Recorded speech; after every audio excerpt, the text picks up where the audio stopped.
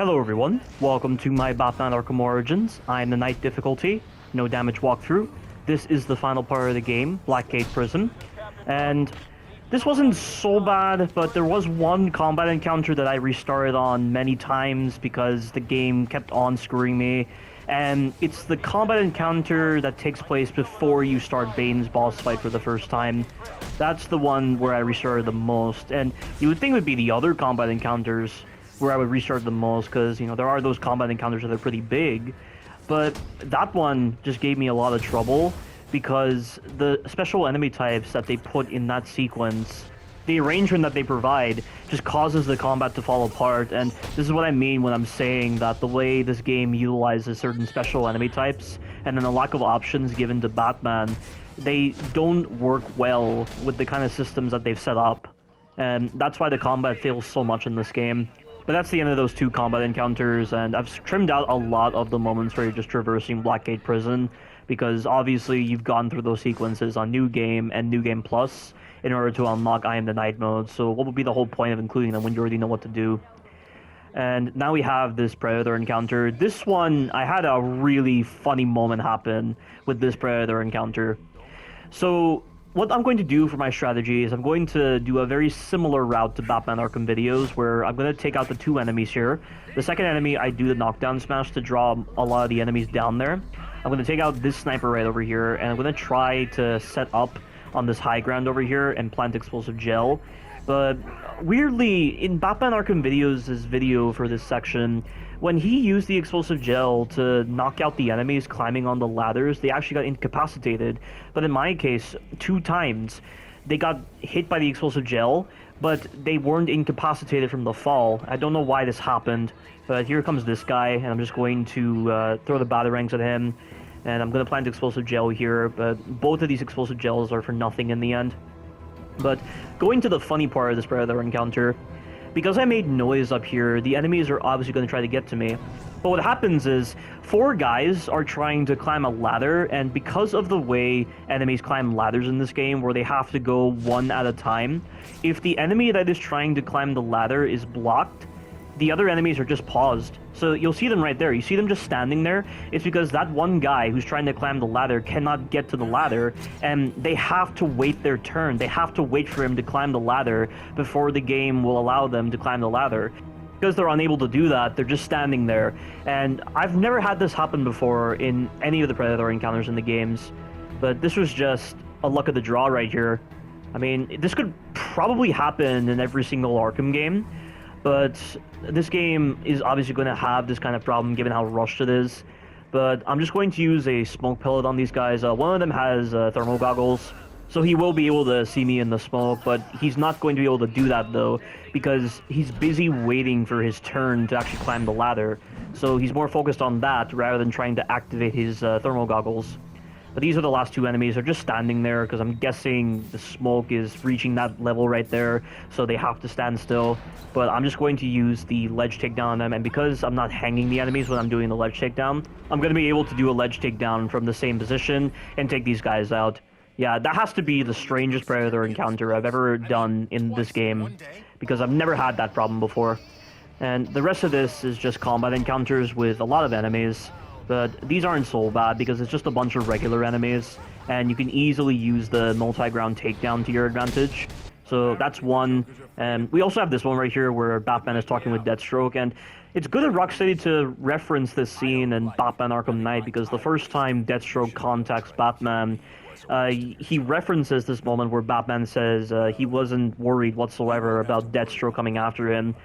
And Deathstroke repeats that line in Batman Arkham Knight, so it was cool for them to at least acknowledge that this scene existed. And if they actually looked back at the game, why couldn't they give us a real fight against Deathstroke? That is something I don't understand. If they could have looked back at the game, and they saw how popular Deathstroke's boss fight was in Batman Arkham Origins, why couldn't they replicate it?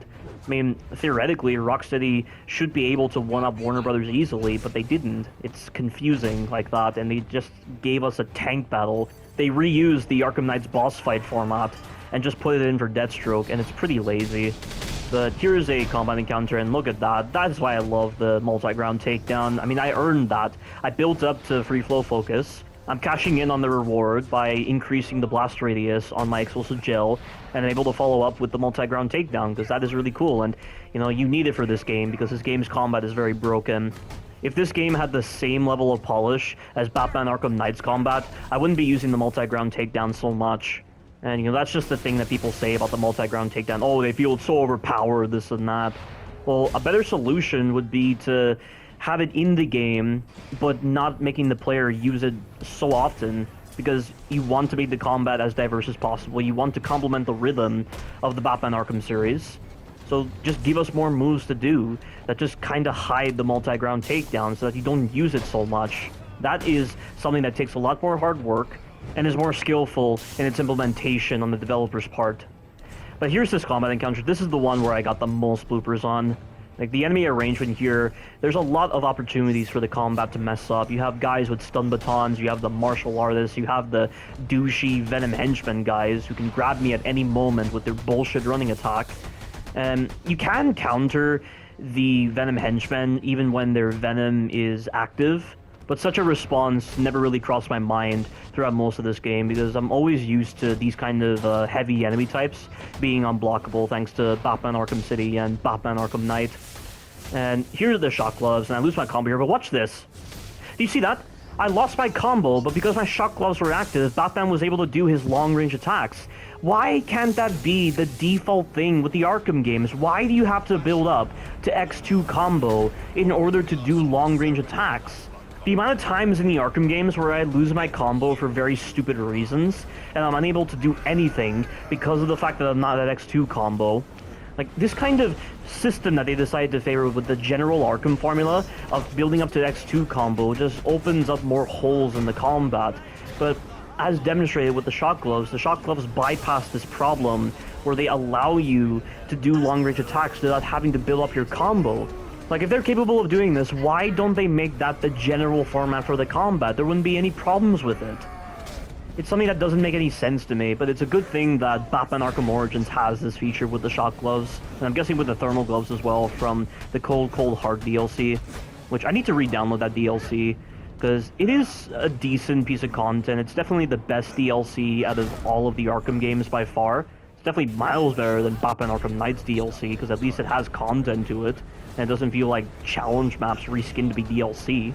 But it is a shame that you cannot play the Cold Heart DLC on New Game Plus difficulty. You have to play it on New Game. So the enemies are going to be pretty weak, and the enemy arrangement just isn't going to be intriguing. And you're not really dealing with that many enemy types. I mean, the freeze guys are at least a new enemy type, but, you know, they behave very similarly to guys with guns, only they're armored now. So that's really all it is, but at least they tried, and at least they gave a reskin of Freeze's boss fight from Batman Arkham City, only it's limited in Batman Arkham Origins, obviously, because Freeze is meeting Batman for the first time. So that's why he's not very well versed with the tactics of Batman, and that's why he's not able to adapt immediately. And of course, throughout the years, that's why he's able to adapt to Batman in Batman Arkham City during his boss fight. And really, guys, nothing can compare to the Mr. Freeze boss fight or Clayface's boss fight from Batman Arkham City. Those are the two greatest bosses ever in the entire Arkham series.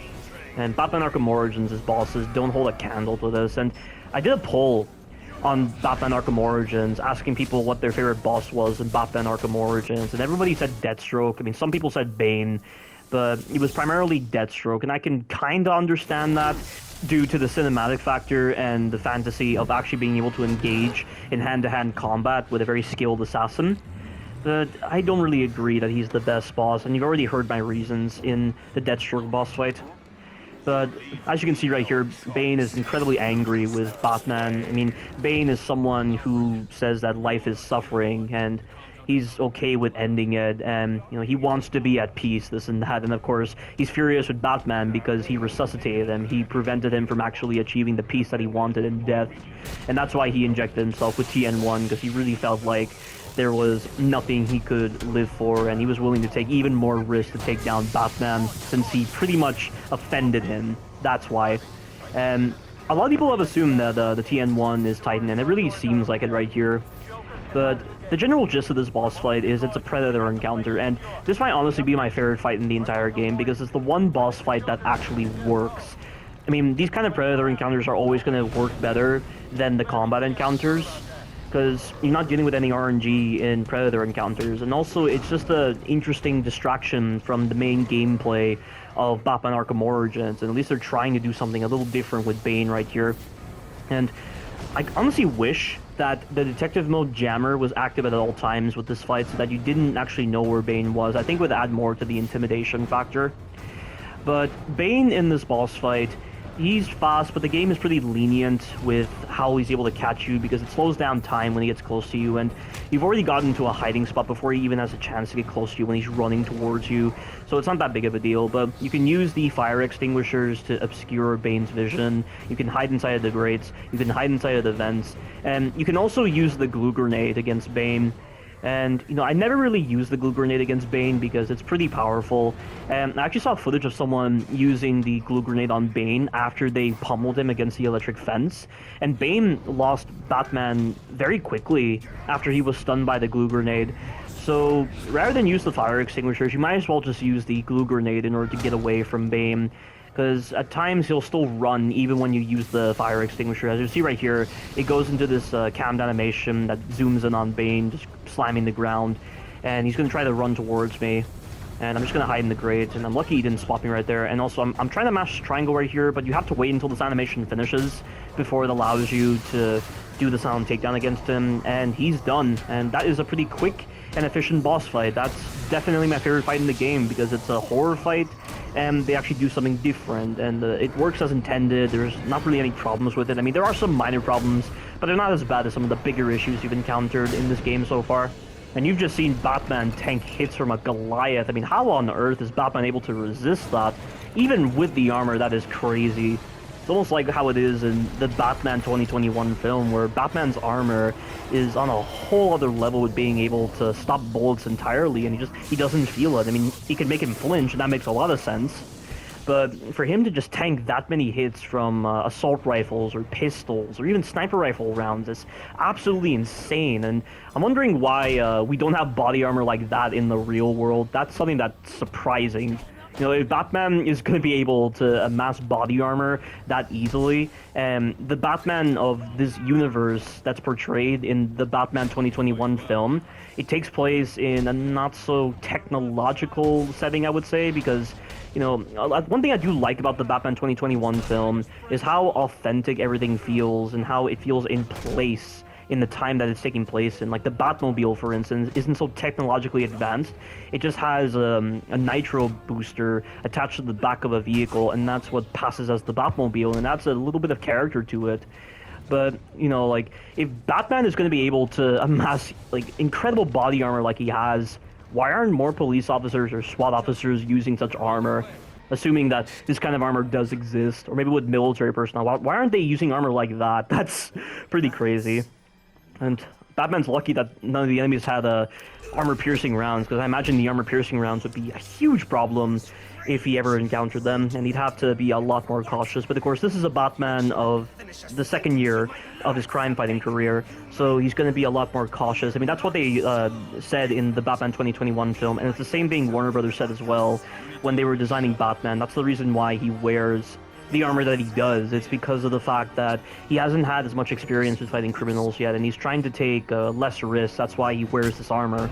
And it was great that the director, Matt Reeves, for the Batman 2021 film, captured that element of Batman with his armor. Matt Reeves got a lot right with Batman, and that's why the Batman 2021 film is the best Batman film I have ever seen, and it's easily the greatest superhero movie I have ever watched. Matt Reeves is simply the greatest director ever for a Batman film. He understands the character, he understands the subtle themes involved, and he satisfied so many of the arguments and thoughts that I had towards Batman. In a sense, it's almost like Matt Reeves is me. It's like, that would be the Batman that I would design. But Matt Reeves has a little bit more creativity involved compared to how I would actually interpret Batman. Like, he's taken my mindset and adapted it entirely into the film, and that's why that film is masterfully crafted, and taking influences from Batman Arkham Origins was a very smart move. And I honestly feel that without Batman Arkham Origins, the Batman 2021 film would not be as good as it is. Like, without Batman Arkham Origins, the film would have taken an entirely different direction, and it would have been a pretty generic Batman film. But Matt Reeves took the right inspiration when designing that film. And also, by the way, we have dealt with Bane and we have dealt with Joker. And as you can see right here, Joker is trying to egg Batman on in order to get Batman to kill him, to put Batman in that spotlight where Batman is no different to the criminals he incarcerates. And you see that demonic version of Batman, that is who the Joker views as the true Batman, and that demonic form is synonymous with the whole idea of killing. But Batman denies him that satisfaction. And when he says the city deserves better than that, he acknowledges to Gordon that simply taking the route of killing is just going to perpetuate the cycle of killing that has been prevalent in Gotham, even before Batman ever existed. Like, Batman is trying to make an actual difference to remove criminality, but in a way that cements a true legacy for Gotham that is not built on bloodshed or on criminality or on brutality and the like. And Batman is wanting to foster like a new generation for Gotham, and that's why he doesn't kill criminals. That's why he doesn't behave like the corrupt police officers or like the villains he incarcerates, and it's very important to consider that. But here are some bloopers. So Batman throws his batarang, and it doesn't even stop this guy from grabbing him. It's bullshit. And right here, I lose my combo because Batman threw the Batarang into the Venom henchman, which is dumb. And that right there, there's no telling if Batman chooses to prioritize the martial artist or not, so I ended up prioritizing the martial artist on accident, and I was not prepared for it, and that right there is bullshit. That enforcer grabbed me during an animation that I could not cancel, and so he got a cheap hit on me. And then right here, he's continuing his attack for some reason, even though I'm so far away from him. And right here, the same thing happens again, where the martial artist counters me, and then this guy is able to get a cheap hit on me because I cannot cancel the animation. And look at that gliding potential right there. You see how much the martial artist tracked me during that animation? He glided with me as I was attacking. That is so bullshit. That is a really dumb way to make the player actually counter that guy, just having him glide with you. Like, why do they have to give these enemies this kind of capability? It's just something that is so heavily prevalent in melee-focused games. But this pretty much concludes this walkthrough of Batman Arkham Origins, no damage, on I Am the Night difficulty. Stay tuned for the DLC and other future content. Thank you all for watching, and you take care now.